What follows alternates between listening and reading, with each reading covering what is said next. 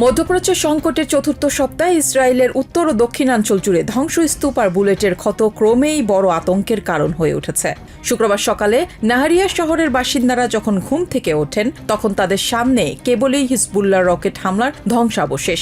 এমন পরিস্থিতিতে নেতানিয়াহু সরকারের নিরাপত্তা ব্যবস্থা নিয়ে উদ্বেগ জানান ৭০ বছর বয়সী রুবি মোশে। বর্তমান পরিস্থিতি আমাদের দেখা সবচেয়ে ভয়াবহ যুদ্ধ। আমাদের অবস্থা এখন শুটিং রেঞ্জের লক্ষ্যবস্তুর মতো। তারা আমাদের এখানে থাকতে বলে আমরা থাকিও, কেউ চলে যেতে চাই না। কিন্তু সমস্যা হলো, যাদের নিরাপত্তা দেওয়ার কথা সেই সরকার বা প্রতিরক্ষা মন্ত্রণালয়, তাদের কোনো ভূমিকা আমরা অনুভব করছি না।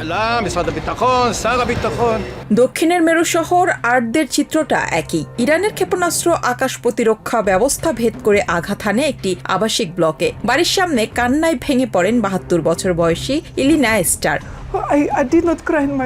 আমার বাবা মা মারা যাওয়ার সময়ও আমি কাঁদিনি, ভেবেছি তারা ঈশ্বরের কাছে গেছেন। কিন্তু আজ আমি কাঁদছি, কারণ এটি কেবল একটি ঘর নয়, এটি ছিল আমার জীবন। আমাদের এই পরিস্থিতির অবসান ঘটাতে হবে। রক্ত ভেজা মেঝে আর বুলেটের স্প্লিন্টারে ঝাঁঝরা সিলিং জানান দিচ্ছে কতটা ভয়াবহ ছিল সেই রাত। বাসিন্দারা বলছেন কয়েক সেকেন্ডের এদিক ওদিক হলে প্রাণ যেত শিশুদেরও। বিস্ফোরণের প্রচন্ড শক্তিতে জানালার ফ্রেম সহ উপরে গিয়ে উল্টো দিকের দেয়ালে আছড়ে পড়েছে।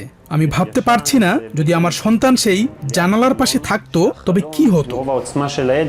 ইরান ও হিজবুল্লাহ ধারাবাহিক হামলার পাল্টা জবাব হিসেবে আক্রমণের মাত্রা আরও বাড়ানোর ঘোষণা দিয়েছে ইসরায়েল। প্রতিরক্ষা মন্ত্রী ইসরায়েল ক্যাটস বলেন, বারবার সতর্ক করা সত্ত্বেও বেসামরিকদের লক্ষ্য করে হামলা অব্যাহত রাখা হয়েছে। তাই এখন ইরানের অভ্যন্তরে IDF এর হামলা আরও বিস্তৃত হবে। চলমান সংঘাতে এখন পর্যন্ত ইরানে ৫০ জনের বেশি উচ্চপদস্থ সামরিক ও রাজনৈতিক কর্মকর্তা সহ ১,৯০০ বেশি মানুষ প্রাণ হারিয়েছেন। অন্যদিকে ইসরায়েলে বৃহস্পতিবার একজন সহ অন্তত ২৩ বেসামরিক নাগরিক এবং ৪ সেনা নিহত হয়েছেন। এছাড়া এই সংঘাতে ১৫ US সেনা নিহত এবং প্রায় ৩০০ আহত হয়েছেন।